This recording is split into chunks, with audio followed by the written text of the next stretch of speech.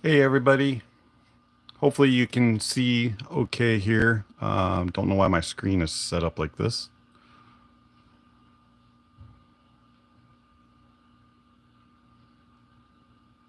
Whoop, don't want that camera view. You don't need to see all my junk.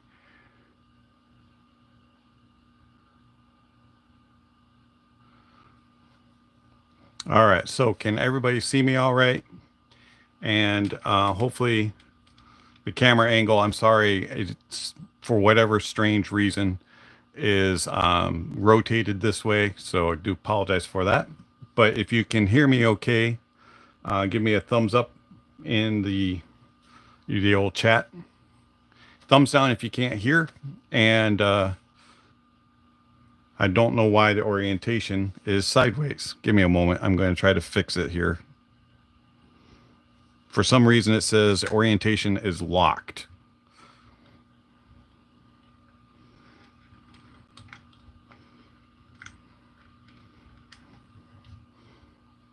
Why is the orientation locked? That's what I can't figure out.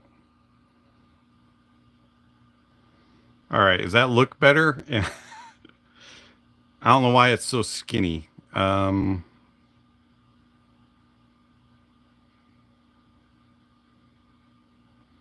on, gotta figure out why YouTube did it this way.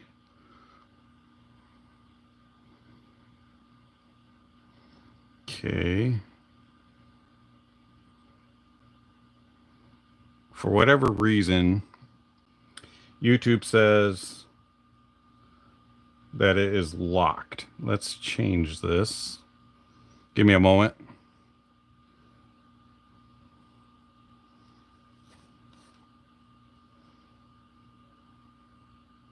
All right, so if I go to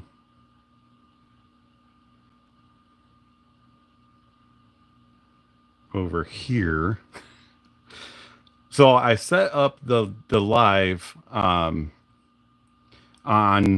my laptop and said I was going to use mobile, and then it decided when I went to mobile to do the camera, it has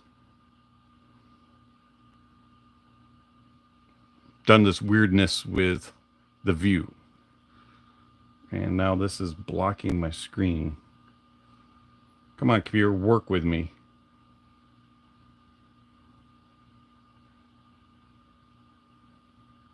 Okay, so click on this.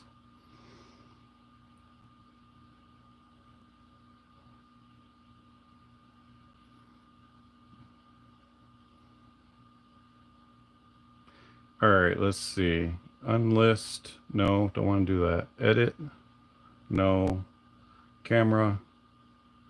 If I click on camera, nope, don't want to do that.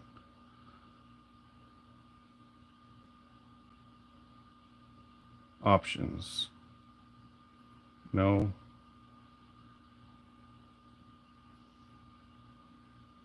Well, I don't know why. All right. Well, we're going to stick with this. So bear with me a moment. I'm going to get my camera angle situated. Move my microphone out of the way. And whoop, don't fall down.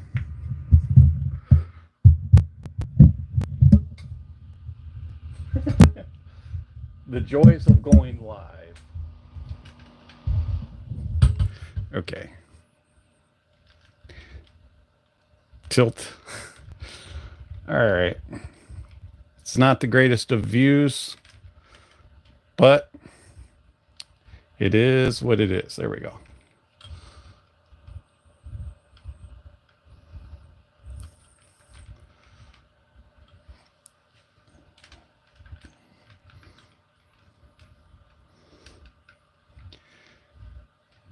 All right, there we go.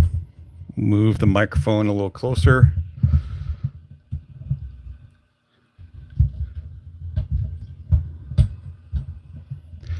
Get the light out of the way. Adventures, gotta love it. All right, there we go. Okay, so sorry about that. Still, if you can hear me, give me a thumbs up, thumbs down. And I apologize for the weird look of things. YouTube made some changes to the setup, and so I have to do it in the vertical on my phone. I can't do it in landscape mode for whatever bizarre reason. So sorry about that. All right. First things first, Dragnet Sound. Thank you very much for the 20. That is greatly appreciated. I appreciate all that you donate to the channel. It is greatly appreciated. And thank you very much. Means a lot. And I don't know what else to say other than thank you. All right, so Dragnet, Paul, Nicholas, Sergio, hey there, hello, and thank you for joining.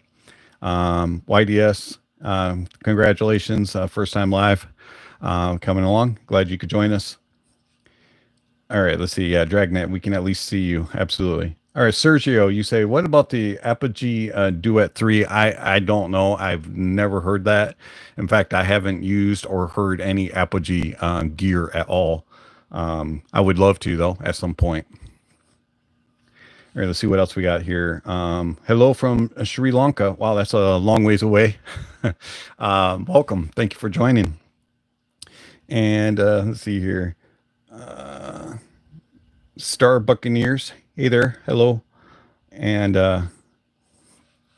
thank you for everybody joining in.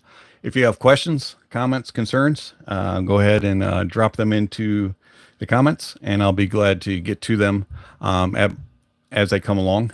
First come, first serve, I guess. We'll do it that way today, as best as possible. If I happen to miss one of your comments or questions, and it's been a hot minute, go ahead and drop it back in again, and I'll ask it.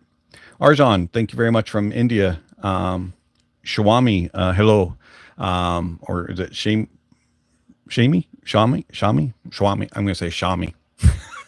Anyways, sorry, I'm not good with names. I'm terrible with names. In fact, I can't really remember names at all. Even I could meet somebody 20 times.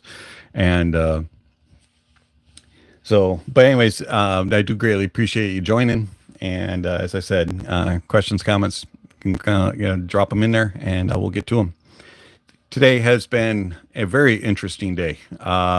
So as you all know, I run a sound booth at our church on Sundays for morning and evening services. And today, normal microphones, are usually in place. So you have your microphone in the pulpit, microphone for piano and things like that. They're always kind of permanent, and you don't really have to mess with those. As the service began, I started to hear in my in-ears, I started to hear this like distortion, and I was like, okay, I know it's coming from the pulpit microphone. I know it's not one of the other microphones, and it is really kind of annoying. And it was very random, but it was happening all the time. And people started looking, yelling, because it's always the sound booth guy's problem. And so they started turning around and kind of looking like, what are you doing? And, the first thing that comes to my mind was I can't just walk up there to the stage and start fiddling around with it and disturbing the service. And then the other thing was, I know that eventually the pulpit mic's not going to be used after we get done doing congregational singing and, that type of stuff. And they're going to start using the lapel mics. So I'm just going to suffer through. And, so afterwards, I did some troubleshooting after the service, and it comes to find out the ports that the microphone, the XLRs go into, were loose. And, when people are walking around on the stage and moving around and stuff, they're jiggling, and so it's causing distortion. It's just not connected properly. So I had to get out my little toolbox and screw in the ports and stuff. Hopefully I was able to fix that problem. So today has been full of troubleshooting, and then I come home got the live stream issues. So anyways, good times. All right, let's see here. Uveshin asks, what is meant by a dark sound signature? So dark sound signature means that it is a sound signature that doesn't have a lot of like energy, a lot of brightness, up top, and it is a little bit more not lackadaisical or warm. That's a little bit different. It's more of a dark sound, and it's harder to hear details and resolution. That's the way I understand it and present a darker presentation. Usually it is more affected up top, where you have your brightness and your hotness that comes through in the upper mids and treble regions. That's the way I would describe dark. On my audiophile terms and definitions guide, I have dark listed as a reproduced sound that is overly relaxed and warm. I wouldn't even go with to that extent of being overly relaxed and warm. It's actually a little bit different than that. It's just kind of harder to hear, but that's kind of the essence of it. Good question. Do I like the HD 650? Yeah, actually, I don't mind the HD 650. I do prefer the 600 over it, and some other headphones, but the 650 is a very good headphone. I find that the 650 is very good with mids, and it has a nice warm tonality to it, very good with tone and timbre. It just lacks a little bit of the energy and sparkle in the upper regions. And I find that, if you wanted to use that word darker, it's a little bit darker up top than the 600 is. And I prefer the 600 over it, but they're very close. I could live with the 650. Good question. But truthfully, I would take an Audio-Technica R70X over the 650. And for the most part, a 600. Thoughts on NOS versus not. So NOS stands for non-oversampling, and OS stands for oversampling. Usually you find this often in more R2R type gear, but you do find it in other things. I prefer NOS sound usually. Oversampling is where it kind of takes your file and upgrades it a little bit, does a little tweaking to it to bring out information. I prefer things to be more bit perfect and to be more of the actual recording. So I prefer NOS. Also, at times you can get different sound signatures with that. With OS, they tend to be a little bit on the warmer side, especially with R2R. Ooh, this is a good question. JWS asks, is sibilance and harshness the same thing? No, they are not. Harshness is part of resolution. Harshness is a part of resolution, which is the definition and focus of a detail. And sibilance is actually a tendency or a feature of mids, and it is actually the reproduced sound that is found between 5 and 8K that really is mostly heard in the S's and T sounds, but you can be heard in others. And you'll get a little bit of a hissing type of sound with sibilance, whereas harshness is a part of resolution, and things will actually just sound harsh. And that'll be affected throughout bass, mids, and treble. Harsh is more like an abrasive, annoying, unpleasantness. It's kind of when you get the elevated mids in and upper treble regions, they can have some harshness to them if they're not very resolving type of driver. Hopefully those all answer your questions. Very good questions. Any others today? A very good start to the live stream. Question wise, I greatly appreciate that. JWS, you're very welcome. Would you have an IEM recommendation for someone who enjoys the HD 600? Yeah, there's actually quite a few IEMs that kind of sound like 600s or are mid forward. If you're looking for something that's like a stage monitor, more neutral sounding, a Tantrum Cara comes to mind, or Cara, whichever way you want to pronounce that. If you want something that's a little bit cheaper than the Cara, you could go with a Tin Hi-Fi T2, the original. Not quite as forward in the mids as a 600 is, but it has a similar tonality. Going very, very far back, several years, you could go Moondrop SSR. Those are very mid forward, a little bit on the brighter side in the upper mids, more than a 600, but very similar in that way. Also, but basically any type of IEM that's like more mid-centered focus or are kind of similar to a 600. Those are the three that come to mind immediately. All right, let's see. Hopefully that helps you out there, Nicholas. You're welcome, JWS. All right, so YDS says, "Hi, Dave. Thanks for everything you do. How would you describe differences with headphones and IEMs? There are claims that IEMs can get very technical and detailed more than headphones. Your personal opinion?" Um, all right, so the differences. So an IEM is it's not, how do we put it? It's a more intimate type of presentation, but when I say intimate, it doesn't mean that they're like closed in. It's more of a personal presentation versus a headphone. Headphone is more open and spacious, and it seems like, you have a little bit more space. But IEMs can have very good sound stages in that, so don't take that word intimate to mean that they are always all intimate. But as far as I would split it to kind of be like a headphone is kind of like a group talk, whereas IEMs tend to be more one-on-one. Okay, and think of it in that way. Now, as far as technicalities and tonalities and the abilities, that I wouldn't say one has over the other. They both are very, very good, and I have heard, if you take something, let's throw a price tag on it. Let's put $1,000 cap on it.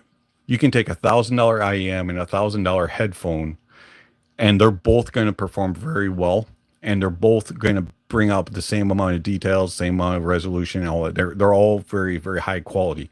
But also you have some ones that just don't perform for their price tag. So you really can't compare them in that regard, in my opinion. I think it really comes down to headphones and IEMs as being the use case, and also the presentation that you're looking for. That's the way I would look at it. I wouldn't say one does better than another. I am a headphone type of guy. I review a ton of IEMs, and I love IEMs. But personally, if I were to choose something to listen to when I have time, I'm going to grab headphones. And the reason for that is I do prefer the presentation of them a little bit more. You get a little bit more of that openness. I wouldn't say that they're more detailed in that openness. It's just the presentation of it is a little different. Okay, so Dragnet, what do you think of Bluetooth Technics Z60s, or do you review Bluetooth? Okay, so I haven't heard the Technic Z60s. They do look interesting. Some Bluetooth things kind of catch my eye. I'll be like, oh, interesting. Maybe I would like those. And then every single time that I've tried something Bluetooth, even over ears, I've always been kind of, I wouldn't say disappointed, because I have liked some, but it's more like, yeah, it's okay, but would I use it for my personal use? And you have to understand, my personal use is pretty much 90% of it is sitting right here, facing all of that behind me, and using all of that gear behind me. So about 90% of my listening is that. So Bluetooth really I don't use, and I don't mind sitting at a desk with a cable. I don't mind being corded. And when I'm taking a walk through the neighborhood, when I'm going around the house doing some cleaning and I have earbuds in, or anything, so I don't mind being corded. And you can wear your cable so it goes underneath your shirt or behind your back, so it's out of the way. I don't have a problem being corded. So Bluetooth really doesn't play with my use case. but that doesn't mean that I haven't enjoyed some of it. And there have been a few things that have come around, like the heavies I enjoyed for what they are. The V Moda, I can't remember the model number now. The V Modas I didn't mind either. Um, as far as IEMs or true wireless buds, those have been hit or miss. I haven't liked near as many of those. A lot of the time it's because of the comfort of them. They're just too bulky and heavy. But the Lippertech S10s, which are part of the Audeze family, they are teeny tiny small. I think, yeah, my wife's using them. I don't have them in here, but they are the smallest true wireless that I've come across, and they're rather comfortable. So if I was to use something like that, I might go with that. Problem with those is they're uber bassy and a little bit on the muddy side, so I don't really like the sound of them. But comfort wise, they're good. So Bluetooth is kind of it's all right, but I'm not really going to review Bluetooth. All right, long-winded answer there. All right, let's see. Or YDS, you're welcome for that bizarro answer about headphones and IEMs. And Dragnet, you're welcome. Ahmed, hi all. I have sold all my equipment since I found music triggers my depression. Music triggers depression? Well, that's not good. For me, music triggers happiness. I get into a very good place when I'm listening to music. Music is my way of release. If I'm having a bad day, if I'm being frustrated, if I'm stressed out, if I'm not feeling well, my first thing to do besides popping some Tylenol and making coffee is listening to music. I can sit and listen to music and just kind of zone out and get put in a really good mood. And if I'm depressed, it lifts me up. I now, if I'm looking at gear and seeing all the price tags of the stuff I want to purchase, I might get a little depressed there, but no, it doesn't trigger depression on me. All right. All right, let's see here. JWS, do IEM cables with different compositions change sound signatures in your personal experience, or is that a myth? I don't think it's a myth. So but it is very hard to distinguish. And also, depending on the quality. So I'm not saying you have to spend $500,000 on an IEM cable. And I know I've reviewed a couple of those. And in those reviews, I've always said, really, it's a little pricey. But yeah, I do believe cables can make a difference. And I think where most of it comes from now, when it comes to like 2-pin versus MMCX versus QDC 2-pin and all the T2 and whatever the other type of connections that you have, do those make a difference? No, not that I've noticed. But where things make a difference is the type of cable. So is it copper? Is it silver? Is it a silver copper? Is it something like a hybrid mix? Is it gold? Is it things like, there's all kinds of weirdness. Now if they start to sprinkle it with diamond dust or gold, all these other weird things that some of the companies do, yeah, I don't know about that. But as far as the actual cable compositions themselves of copper versus silver, yeah, there's a difference. Silver tends to be a little bit more sparkly, a little bit more energetic, and a little bit more, what's the word I would use, forthright in its presentation of details. And at times it can be a little bit more distinct in its presentation. Copper has a little bit, and also silver can be a little bit thinner in note weight. And then copper, on the other hand, will have a little bit better natural tone and timbre, and also will be a little bit more full sounding at times. I personally prefer things to be a little bit more of a hybrid. I actually like silver copper hybrid cables quite a bit.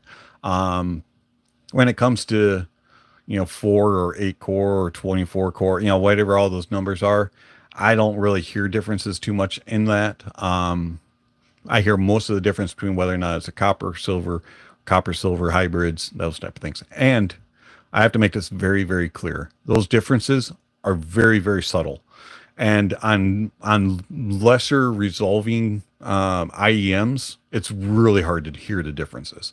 The differences are very, very small and minuscule. So there you go. That's my opinion on it. All right. All right. Lots of things came in. Man, my answers are too long. I need to shorten up things. I'm kidding. Dragnet. I have them and like them because I have 2 Technic Z40s. Oh, wow. Well, cool. Maybe I'll get an opportunity to, bring one in and hear it. I'll check into them. But again, as I mentioned, Bluetooth isn't my highest priority to review at the moment. I have 46 items in for review right now, and one of them is a Bluetooth device. No, I take that back. Two of them are Bluetooth devices. Let's see. Dragnet, again, thank you very much for the 10. It's greatly appreciated, and appreciate that very, very much. Jorge.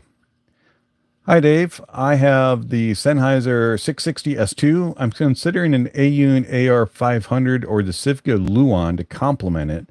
Do you think that those are more of a side grade or an upgrade? Which of these 3 is your favorite? Okay, so I'll answer the last question first. Which one's my favorite? The 660 S2.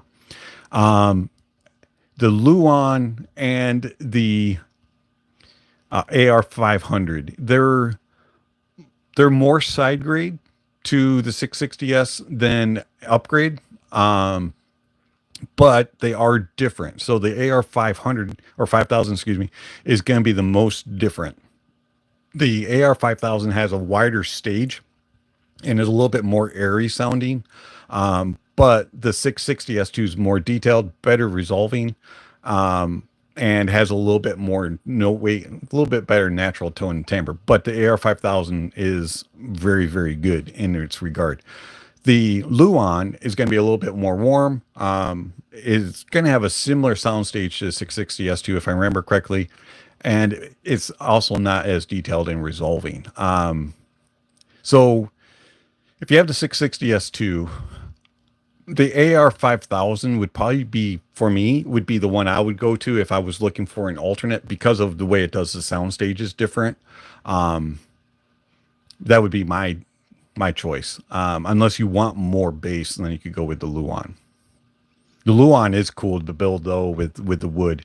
I do have to make a note about the Luan. Mine has gotten a crack in the wood right down by where the headphone cable input is. It has cracked the wood slightly.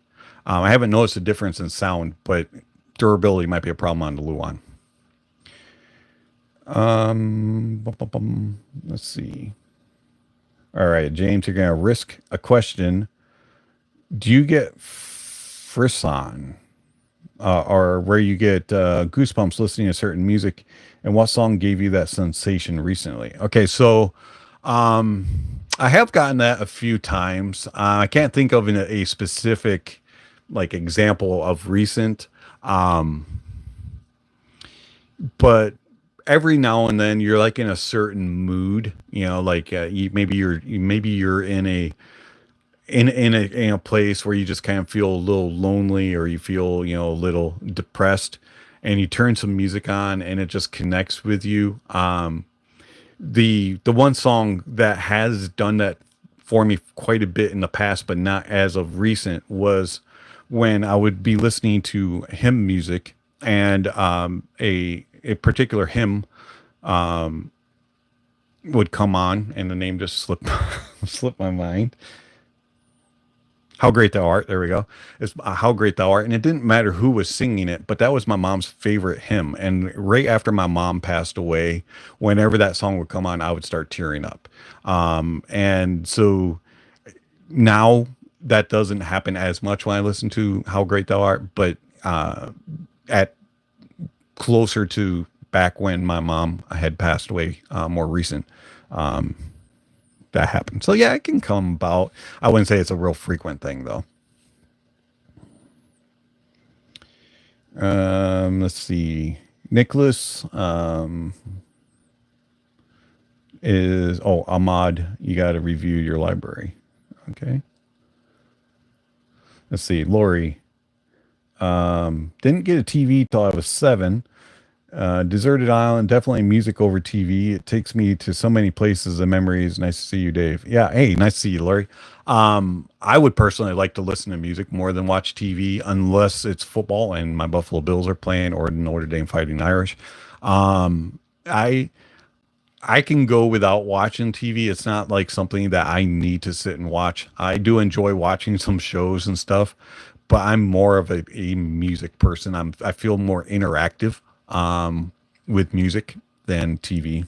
So I totally get that. When I was a kid, we didn't have a TV either. And then a lot of times I wasn't allowed to watch TV after a certain time and things like that. And one of my favorite pastimes to do was to turn on the Buffalo. I grew up in the Buffalo in New York area, and so the Buffalo Sabres were on, and the play-by-play guy Rick Jenneret would be on would be on the radio, and I would turn him on the game, sit in the living room on the couch, and close my eyes. And Rick Jenneret had this great way of like telling the whole picture of the ice and what was going on. He was like eagle eyes. He was like fantastic at being able to follow the puck around.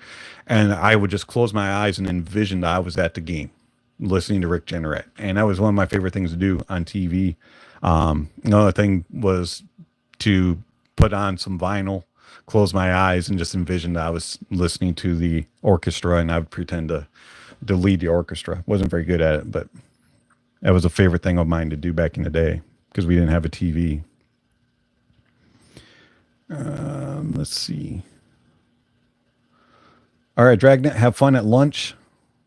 And sorry to hear that you're in a hospital. That's not cool. All right, let's see.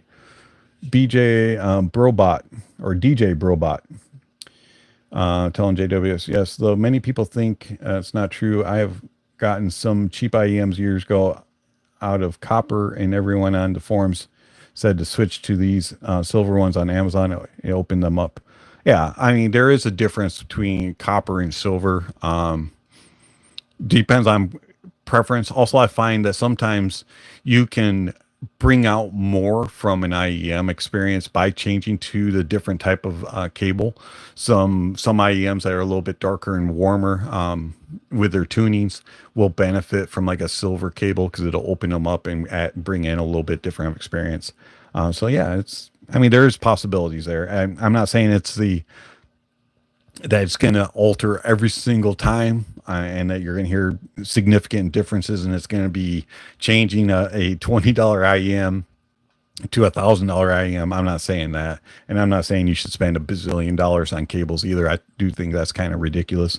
But you can definitely get some improvements and a couple $100 cables if you're willing to spend that kind of money. All right, let's see. Shami, I get goosebumps from the Liu theme. I'm sorry, I haven't heard that. The way the song builds tension, then goes to a soothing piano sounds always gets to me. I'm gonna have to look that one up and listen to it. JWS, you're very welcome. Terry, what would you recommend for computer speakers in the upper budget ranges for my work computer? I listen to a mix of YouTube and music. Just regular computer speakers, like connect via 3.5, or are you going to connect USB, Bluetooth? Speakers, I'm not really big on. I have very limited experience. So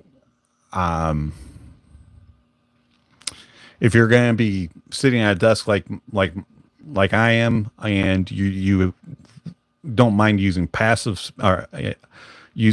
speakers, you could use something like the Wharfdale D310, D320. They're small and don't take up a whole lot of room on the desk, but you do have to have a amplifier for them. But if you're looking for a powered speaker, I'm kind of limited in that. Sorry, Terry. I wish I had a better answer for you. Speakers not really my thing. Unknown entity.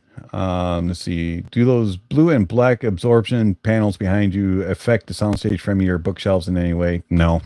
They're just these old styrofoam things that I bought off of Amazon when I was like, oh, I just want to put something up on the back of my wall for my YouTube channel, and they match my curtains. So that's it. I mean, they don't really affect anything. I never noticed anything. They're not intended for that. Let's see. YDS. I experienced cable differences without spending much. I didn't even believe it before, but encountered it by accident. I swapped a KZ stock cable with an $8 KB ear cable and had to stop because I noticed it. Yeah, I mean, absolutely.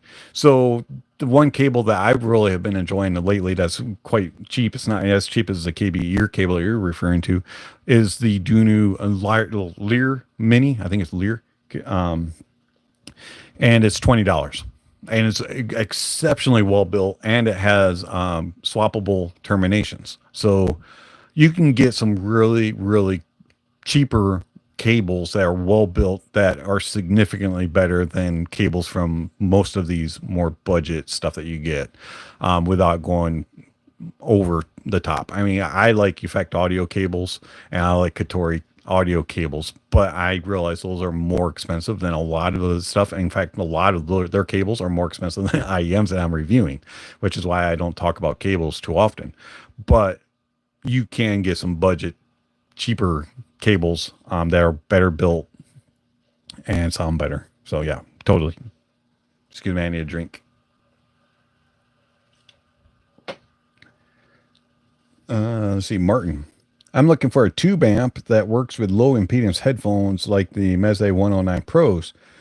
I would appreciate any suggestions. All right, well, I got one that works well with it. That's the Tor Audio Roger, but that thing's about $650, I think, $700, something like that. Another one, I'm not sure of the price tag at the moment, and it's sitting right here on my desk. And this is the X Duo TA26S. So, and that one works well with headphones like that you're doing. Review of that will be coming. I'm waiting for some tubes to swap. I've reviewed a couple other tube amps and things. I don't recall the model numbers.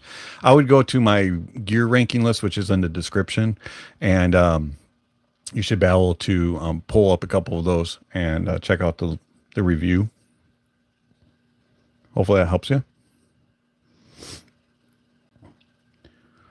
Dragnet says Oceans by Hillsong. Yes, very good. Song, I'm assuming that is something that brings you to tears. Let's see. Thank you for your answer, James. James says, you're very welcome, James. For DOS, any wireless earbuds for bass as well? As mentioned before, earlier on, wireless isn't really my thing. But one that I've come across that I kind of enjoyed for wireless earbud is extremely small. It's made by Lippertech. It's called the S10.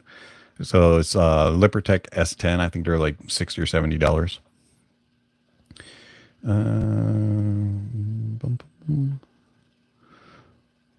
Tony from Nicaragua. Hello. Thank you for joining. What audio player do I use? So on my computer, I use Audiophile Studio, and I have the abilities with that for all of my locally saved files to play, and you can, change it to whether or not you want it, like we were discussing earlier, and be NOS or which is non-oversampling or sampling in bit perfect, that type of stuff. You can also link Cobus, Tidal, and some of the other streamer programming, so you can do that as well if you want, and it all builds it into your library. Keeps it all separated so you know which ones are which as you're going through your music. And you can also select individually your different DACs and all kinds of levels and things like that. So Audiophile Studio is what I use. Been an Audiophile user for about 5 years now. Thoroughly enjoy it. And yes, I did test Rune and several others, J River and Fubar and a couple others. And Audiophile always wins. All right, let's see here. Too mad. Anyways, too mad. I sold Parasound as overkill channels, overkill, missed sign of the deep, and whoops, sorry, it flipped on me here. All right, so your message has been retracted. Martin, you're very welcome. Sorry I couldn't give a more specific answer. Paul. Yeah, live stream keeps getting disrupted by YouTube ads. I do apologize for that. Monetization, YouTube has now decided that they're going to throw ads in. I put it on as conservative as possible. Excuse me. So apologize for that. If you do have YouTube Premium, it should cut out the ads, but I understand not everybody has those. But for monetization purposes, unfortunately, YouTube is throwing those in there. I apologize for that.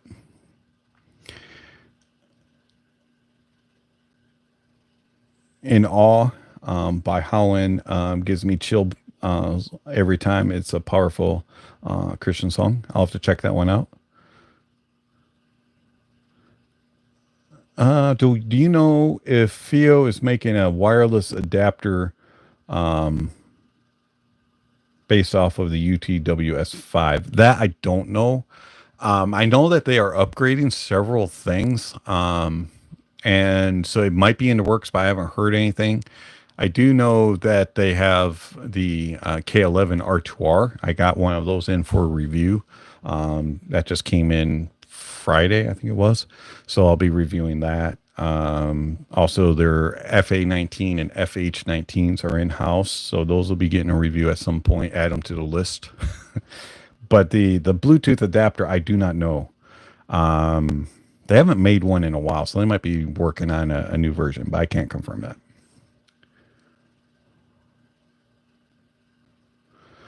Ferdos, yeah, the Lippertech S10. So Lippertech is like Lypertek, Lippertech. It's part of the Audeze family. All right, let's see. I have not reviewed it, but I do have one.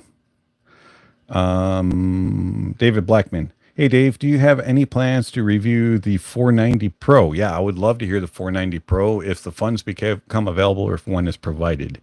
That would be fantastic. Let's see.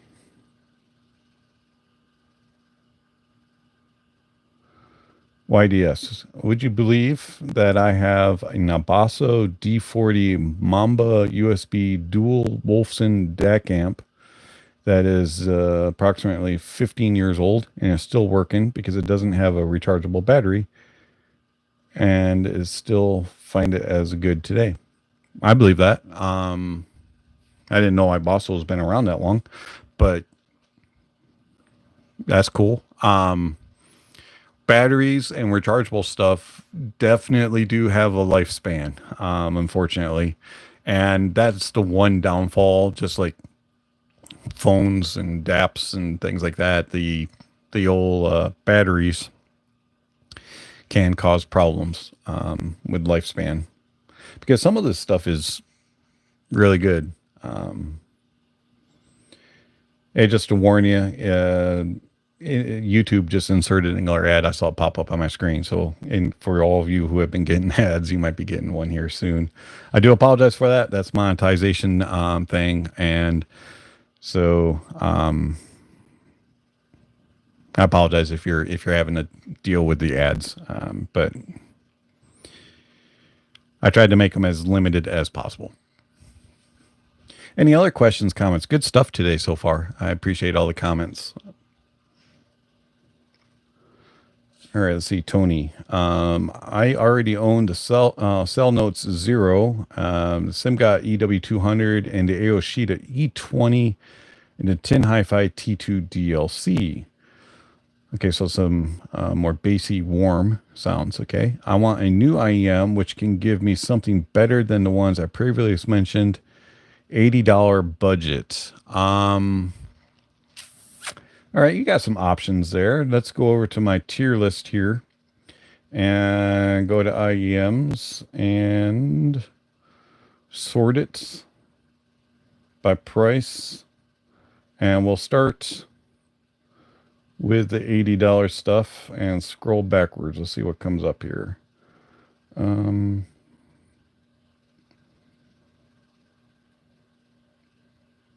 right, if you like a V-shaped bassy sound, you could go with the Shanling Sono.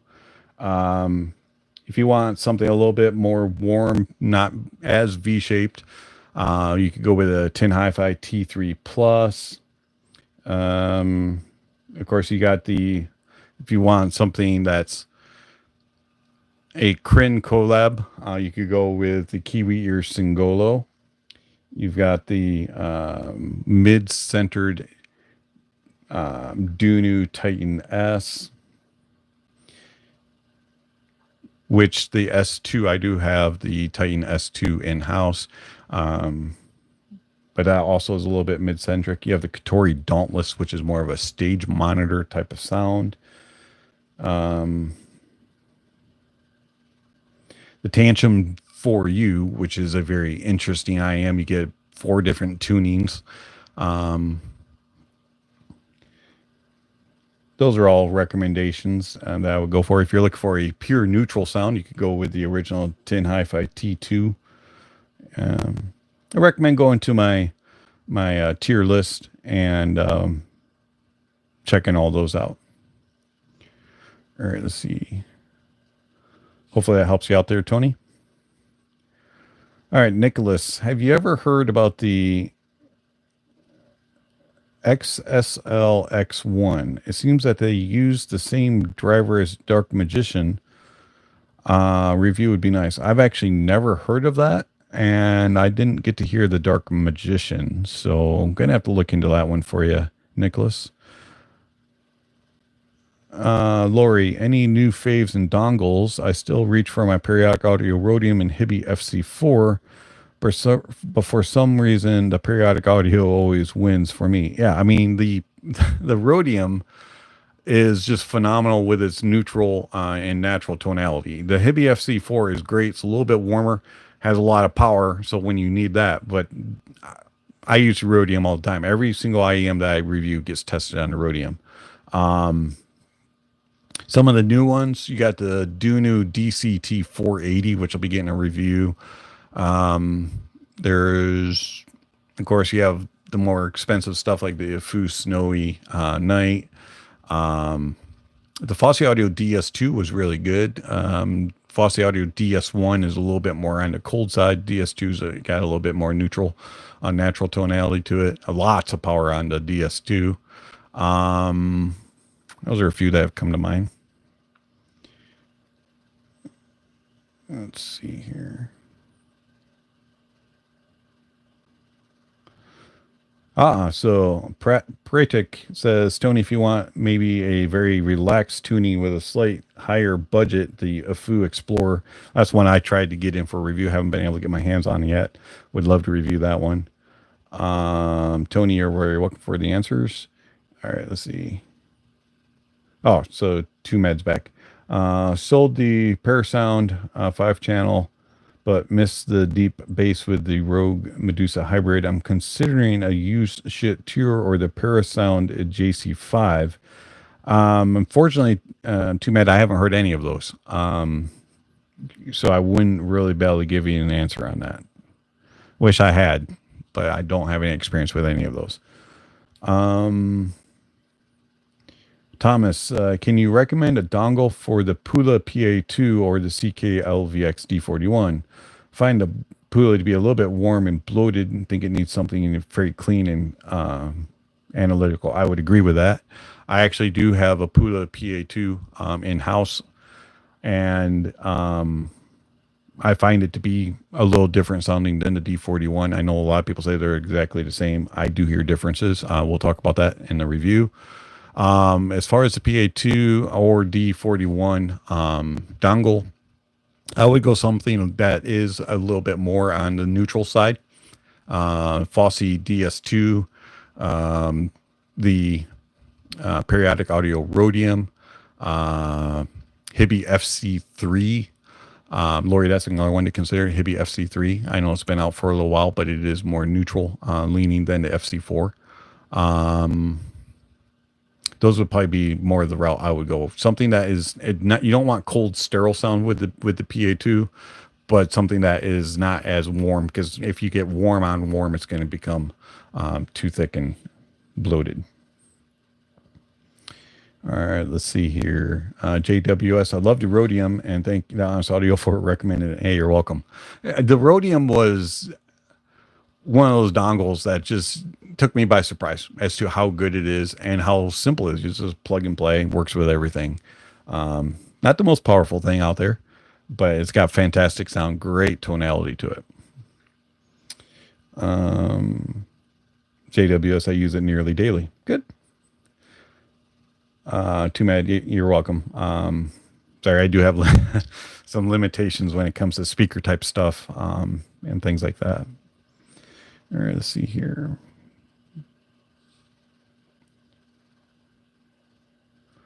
Now, interesting. So Tony says, when I use the 01 with the Moondrop Dawn Pro, it feels much better. It feels like a more expensive IEM. The soundstage gets better and wider. Now, I haven't heard the Dawn Pro. I do have a Dawn 4.4. And the 0 does scale a little bit with a better quality source and with a little bit more power. So maybe that's kind of what's doing it. I'm glad that the Moondrop Dawn Pro does sound a little bit better for you. Good stuff. Any other questions, comments, concerns, anything you want to discuss, questions about stuff? Curious to see your PaO2 review when you get around to it. Thomas says it'll be a while. And I'm thinking it'll probably be more of a write-up than an actual video review, just because it's going to be more of a comparison than an actual review.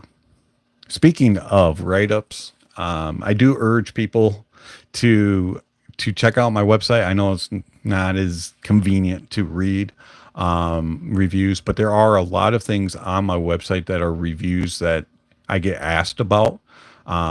And so I've done a write-up about it. I just haven't been able to do videos on them, or I don't feel like it warrants a full video. So I've done a write-up. So I do recommend that you check out my website. I post on there weekly. And now I'm basically doing strictly only reviews on my website. Used to do a lot of topical stuff, but haven't had time to do topicals. So it is reviews over there. So all reviews, written reviews, do get mentioned in the community posts also when they go live. So check out the community posts. If you don't have the notification bell checked on there, you'll get a notification daily. And I send out music recommendations and also notifications of when reviews are live. So check those out. All right, let's see here. Also, if you don't already follow me on Twitter, Threads, Instagram, I don't post near as often as I should, but Threads and Twitter, I do post, and you get the same posts as you would get on the YouTube community posts. So, and occasionally other things. I do respond there too if you want to send me messages on Twitter and Threads. I know so many people are on Threads. I know. All right, so let's see here. Tony, what do you think about using EQ? So this question gets asked quite a bit. EQ, have no problem using EQ, but I don't use EQ for personal reasons, and for also just a reason that I believe is that EQ is a tool. It's something that I should be using all the time. So EQ I use when I'm running the soundboard at church to make things sound more even, more quality over speakers, things like that. I adjust. But for personal listening and for review purposes, I prefer to listen to it as is. I don't EQ things when reviewing. I will if I hear peaks or valleys or something funky sounding. I want to figure out where it's at. I will use EQ to determine, you know, okay, so that's at 4K or that's this or that. But then I will go back to non-using EQ when doing the review. It's just a personal preference. I prefer things bit perfect, and EQ is an adjustment. Okay, so let's see, Nicholas. I recently asked a question on your review of the Shure Soloist. Okay, we're going several years back. I got them. I gotta say, I agree with what you said on the video. Very nice bass. I paid like $40, which was a steal. Wow, $40, $40 for the Soloist is quite a steal, even though they've been out for a long time. They're a solid performer. I haven't heard them in a long time, but from what I remember, they're pretty good. And for $40, I would think that would be a pretty good deal. They are kind of cool looking too. All right, let's see. Nicholas, you're welcome.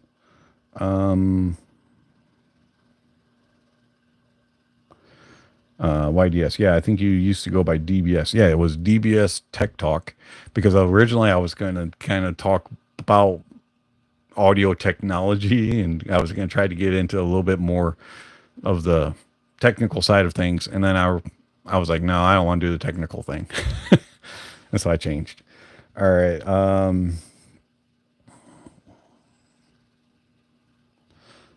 Paul, have you gotten anything else from Periodic Audio, like their IEMs? I have not.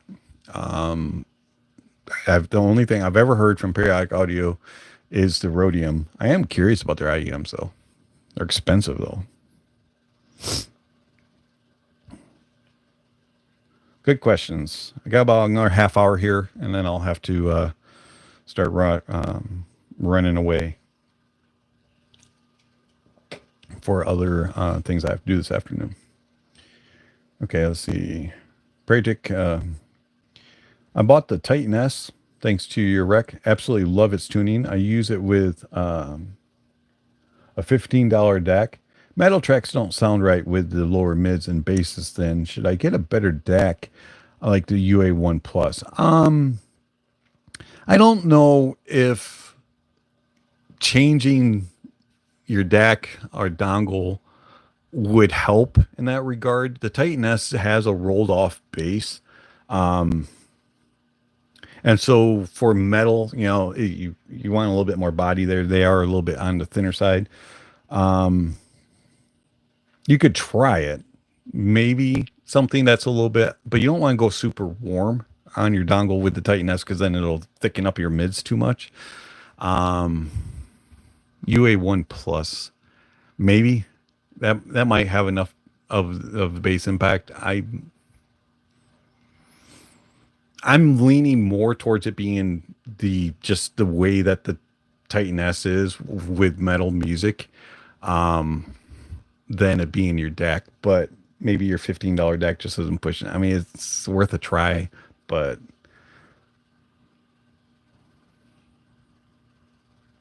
sorry, I'm kind of dancing around that question. Let's see.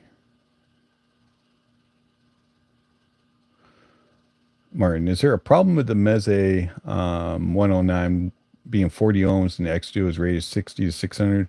So it's probably a silly question. I'm new. It shouldn't affect it too much. Now, I don't have a 109 here to test, but the X Duo hasn't had any issues with any of my dynamic headphones. No matter what the ohms are on them, they sounded all good on the X Duo. But changing out output impedance can affect a little bit at times. I personally haven't experienced it with the X Duo. All right, let's see. Shami, I'm curious about the Onyx Alpha X11. Me too. All right, let's see. All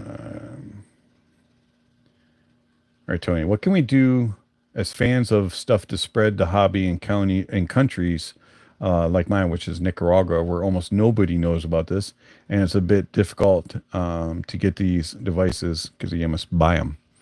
That's a good question. The the the easiest way is to share it with friends, word of mouth.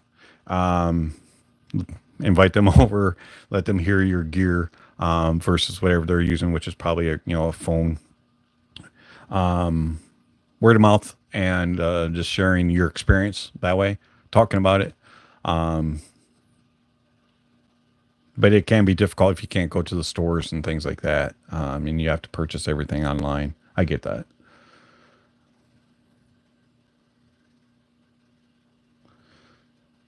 Let's see.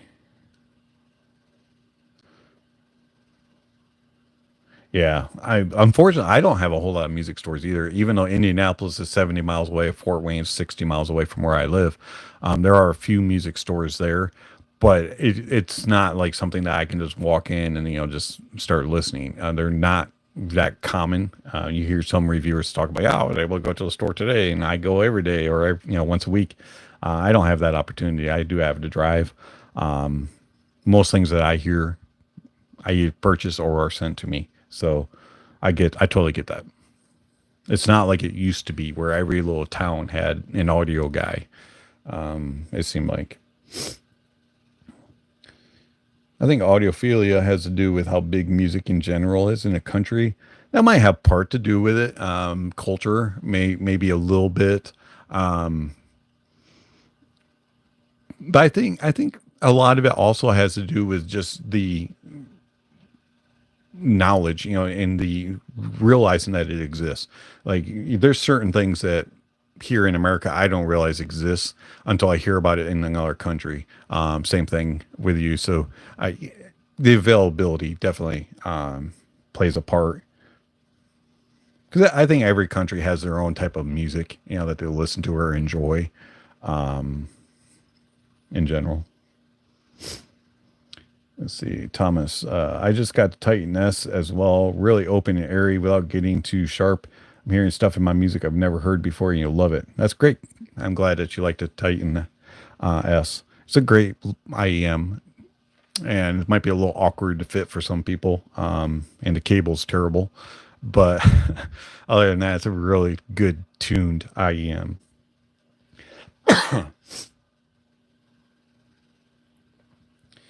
Praytech, you're welcome. Hopefully that helps. I mean,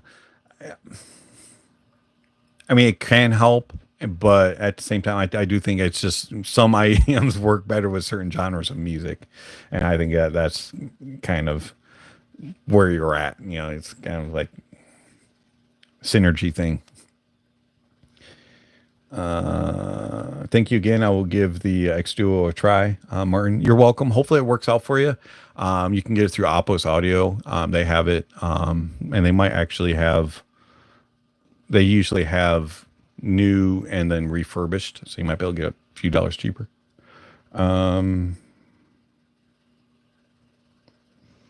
Let's see here. Dragnet. I'm testing the Corsair Blue Glass. Oh wait, Corsair. Is that Corsair or Corsair? Corsair. Cossor. Tube glass. Blue glass tube, sorry. On the Quad 300B. Ooh, nice. I'll let you know if they're worth getting. I've never heard of the Corsair or Corsair, however you pronounce that. I'll have to look those up. But the Quad 300B, nice little amplifier. All right, let's see. Nicholas, in your opinion, is a DAP worth it? Have you tried the Hibby M300 and the Sony NW306? If you did, what'd you think? I haven't tried the Sony 306. I do have a 105. I used to have a NW1MA before it broke. My battery died on that one, so unfortunately, I don't have that anymore. But I do have a Hibby R5 Gen 2. I haven't heard the M300. DAPs are unique. I think DAPs come down to your use case, and your preference. So if you're an on-the-go listener and you're going to be using your phone, I wouldn't get a DAP. But if you want to get away from using your phone and you don't mind disconnecting and pausing music and getting on your phone, if you get a phone call, DAPs come in handy. Also, if you're going to use your DAP as your source at your desk, you don't want a bunch of desktop gear. It works that way slightly. It just kind of depends on your use case. For me, I like using DAPs, but I don't use them all the time. Now, I test gear with a DAP just to see how IEMs sound. But for me, for personal use, I only use a DAP like when I'm traveling. So if I'm not going to be the driver, actually, I take that back. If I am going to be the driver or the passenger, so if I'm going to be the driver, I will plug it in and use the output of the DAP as my source through my car speakers and listen to music. If I'm the passenger, I'll bring along IEMs and I'll sit and ignore everybody else and listen to music unless they really need me to talk to them. I know that sounds horrible. On the airplanes, into hotel rooms, things like that, DAPs come in handy. But I'm not going around my house using a DAP. I'll just get a dongle out and connect it to my phone. So DAPs are kind of one of those ones. Are you going to use it or not? How often are you going to use it? And it depends on your use case.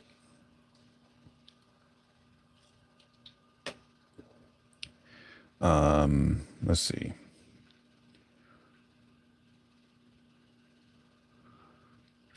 Okay, so Swami, any recs for a headphone under $100? My brother is looking for a pair, but I don't know what to rec. Okay, open back, close back.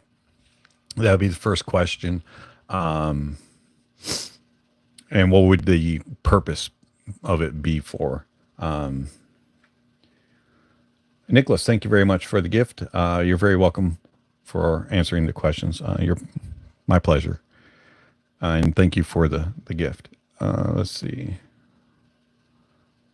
Tony, I think that you should devote a couple of minutes in your videos to share songs that you think that have excellent qualities that take you to heaven. Heave? Don, I appreciate the recommendation. So here's the reason why I don't do that. So personally, I actually can't stand reviews that do that. And the reason being is most of the songs I've never heard of. And a lot of them also, those songs really aren't, in my opinion, good reference songs. And also it just slows down the review, in my opinion. I'd rather just get the description and then go listen to it myself. Or give me a list of songs down in the description, in a link, something like that, and I'll go check out what you recommend. That's how I would prefer it. And so that's the reason why I do it that way. Putting my music recommendations down in a description. And I probably should put together another list of songs. But at the moment, I just don't have the time to do that. But I'll get working on that. But thank you for the suggestion. And that's the reason why I don't do that.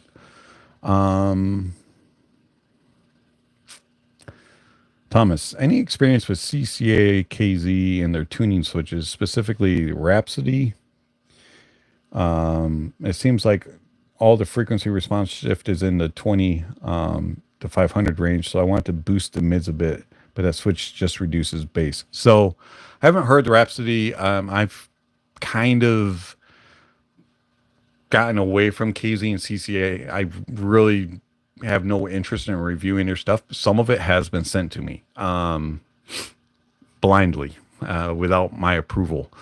And I haven't gotten any CCA stuff. I've gotten some of the KZs, which are basically the same to a degree. And the KZs,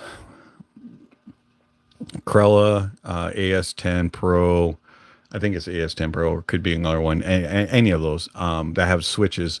For the most part, it seems like lately KZ is focusing on the switches affecting the bass. I'm not exactly sure why they're doing that and not adding in something to help with the mids and the treble, because KZ really struggles with mids and treble, in my opinion.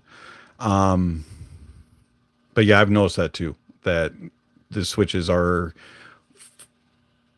300 hertz down to 20, maybe upwards to 5, so you're getting a little bit of the lower mids, but not much. It seems like they're focusing on bass only, and doesn't really do a good job, in my opinion. All right, let's see here. Dragnet. I think the Cossor is a branch off of the Linley tubes. Okay, you're mentioning our tube name that I haven't heard of. Interesting. Curious what you're thinking there. Thanks again for another gift there, Dragnet. I appreciate that. You're every time that we have a live stream and you mention tubes, I learned another brand of a tube that I need to look up. Appreciate it. All right, let's see here. YDS, speaking of car speakers, any recommendations for a good entry level? Speakers in cars, whatever stock comes in Honda Civic, sounds pretty decent. Let's see.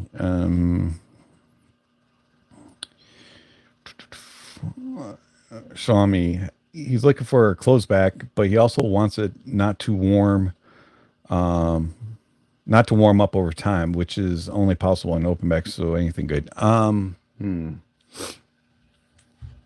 Close backs in about the $100 price point. So the only ones that I really have experience with are more like monitoring type of headphone. So you have Sennheiser HD280 Pro, but those get warm on your head really fast. Trying to think, AKG K275s, but those are rare to come by now. You can still get them new, but they're extremely hard to find here in the US. Rode has a new one, but I think it's a little bit over $100. I think it comes in at like $120. It's a different version of the NTH 100. It's called the NTH 100 G or GM or something. It's a gaming version. From what I understand, they sound pretty similar, but it will be slightly over $100. Austrian Audio makes one that's around $100. That one does not get very warm on the head, which is nice. It's the high 30, I think the high X 30, I think high X 40, something like that. So those are a couple brands I might look into. You may be somewhere high, close to $100. I'm sure there's a couple others out there that I'm not thinking of, but the others have slipped my mind at the moment. Hopefully I get you started in the right direction.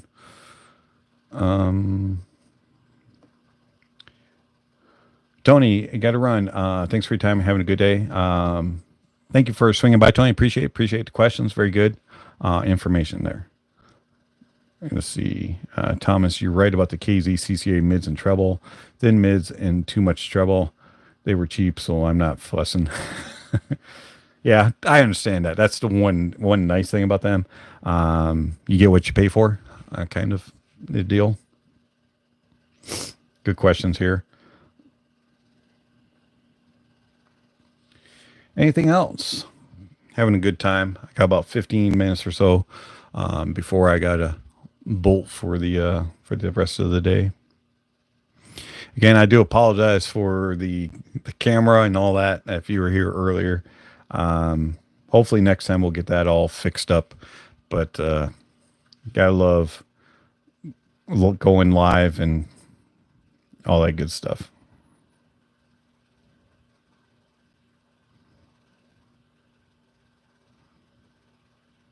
All right. Good views so far. Also, appreciate you all kind of putting up with the monetization and the ads that YouTube is throwing. And that's a new thing also. Whereas if you are a monetized content creator like myself and they want to add in ads and stuff into the live streams, so you can choose when you set up your live stream, whether you be conservative, normal, or aggressive. And I knew you guys wouldn't want to put up with aggressive, and normal seems like it was too much. So I went with conservative. So again, I do appreciate you putting up with the ads. Hopefully you can skip most of them once they start. All right. So Martin just ordered the X Duo on Amazon. I have to figure out if I can use my K7 as a DAC only, or if I have to buy another DAC. K7, you should be able to do RCA output on it going into the X Duo. Now the X Duo is not balanced in, so you'll just do single-ended out on the K7. And I think that it is variable output, if I remember correctly, on the K7. So you'll just move the volume and then match it up accordingly. If you get distortion, back it down, obviously. Dragnet, you're welcome for going live. I know that it's been a while. My my schedule has been crazy, to say the least, in my personal life. And I recently changed back to working night shift after a 3-year hiatus from that, and working days. So that's been a major adjustment. And then with some things going on in other areas of personal life, it's just been hard to try to get live streams scheduled. My goal originally was to do at least one a month, and that hasn't really been feasible. So do appreciate you all sticking with me. Let's see here. What is your preference, AKM or Sabre? For me, I tend to prefer Sabre. There are some AKMs that just wow me, and some of the newer AKMs have really started to come around. They're not quite as warm sounding and have a little bit better detail retrieval and resolution. And so I've been more content using AKM, but I do tend to prefer Sabre. I'm also like serious Logic type stuff also a little bit more. But every now and then, someone will come around and go, wow, that does not sound like an AK, or that doesn't sound like this. Thank you, JWS. Appreciate that. And we will, getting back to the schedule thing, the schedule is just, it's been difficult, which is the reason why I went to only doing one video a week and doing a written reviews. You can kind of do as you're doing other things. Videos, obviously, you have to sit and record. So that was one of the reasons for that, was the scheduling. I may change the date or the day of the week that I release a video on. I'm thinking about releasing videos on Wednesdays and doing writtens on the weekends. Give me your thoughts on that for you all in the comments, if you would appreciate getting a video in the middle of the week, or if you like getting them on Saturday mornings. Thomas, do you have the DaVinci, the Dunu DaVinci is what I'm guessing, or is it on the way? I'm curious, but need an unbiased review. No, I have not been offered a Dunu DaVinci to review, and I do not have one in-house. So would love to get my hands on one, though. It seems to be a very talked about IEM, kind of a love-hate, it seems like. So I'm very curious. Timmy has done some interesting collaborations so far. So I'm curious about the DaVinci. Anything else? If you do happen to have gear in for review yourself, or gear that you own and you want me to review it, and you're willing to part with it for a while, send me an email, and we could schedule and set up and arrange something. I try to do my best to get loaned gear back as quickly as possible. So if you're willing and you're in the US, that way shipping isn't near as expensive, send me an email.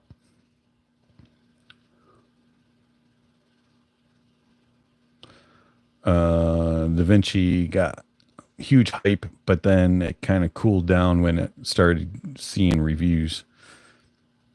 Interesting. I mean, that happens. Sometimes it just happens because of what comes out at the same time kind of, gets lost in the shuffle. Other times it gets all hyped because it's supposed to be this, and then it turns out to be not quite as quite up to snuff on that, or not to be what expected, things like that. So curious, I would like to hear it. Dave, what's your recommendation for an amp deck combo around 500 that generally sounds good? FIO K9 AKM. That would be where I would go. The FIO AK or AKM K9. Good stuff. If you want to go slightly over, you could go with AUN S9C Pro for a little bit warmer of a sound, but I would go with K9 AKM. This one.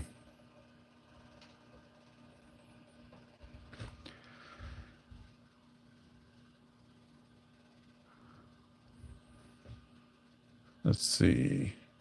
Anything else? Yeah, that's the way I would go. Unless you wanted to do, you wanted to do a combo unit. Never mind. I'm okay. Extreme Maker, you're very welcome. Hopefully that helps.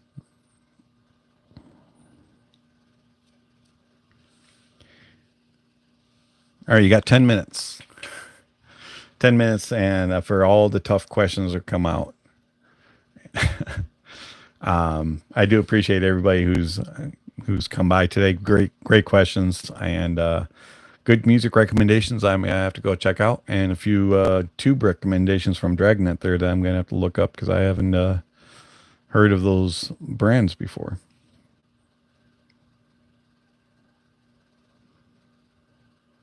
So been a good live stream. I do appreciate it. So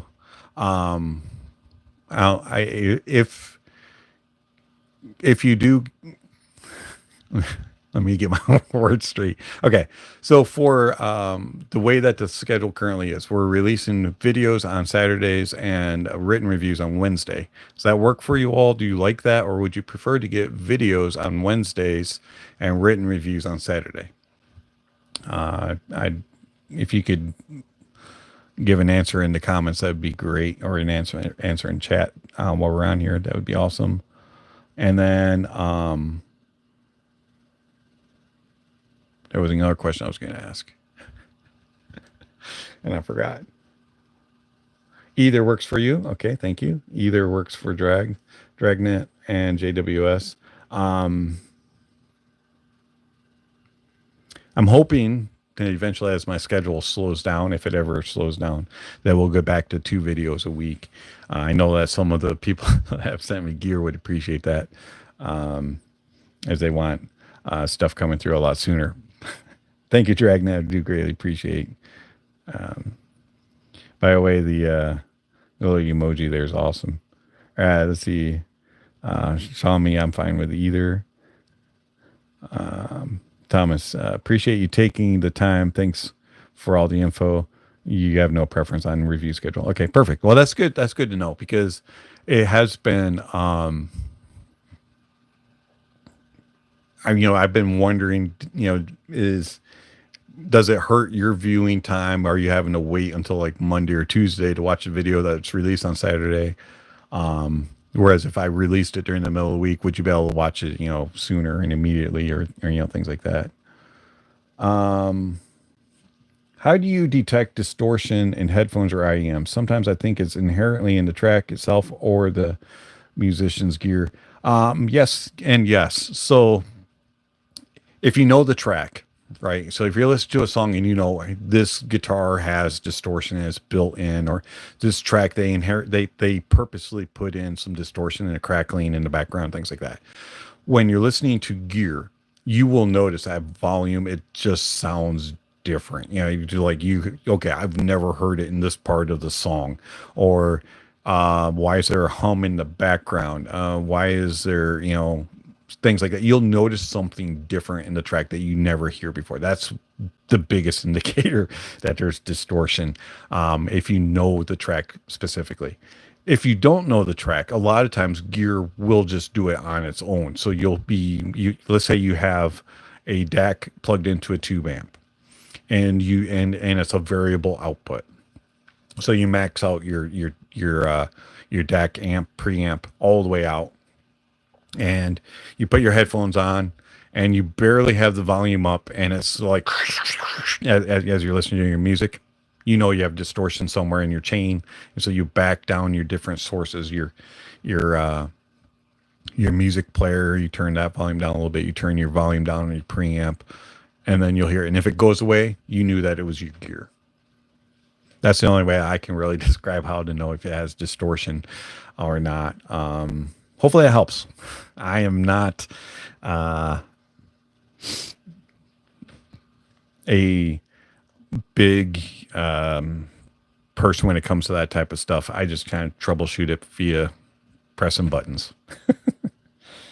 I even do that with my soundboard at church. All right, let's see. Thanks for the chill stream. Hey, you're welcome. A chill stream. This is the way I would be if you were sitting next to me and we were talking in person. I'm this way all the time, and this is just who I am. I am. That's the reason why my channel is called The Honest Audiophile. It is who I am, and it's just the way that what you see on camera is what you get in real life. Other than in real life, you get to,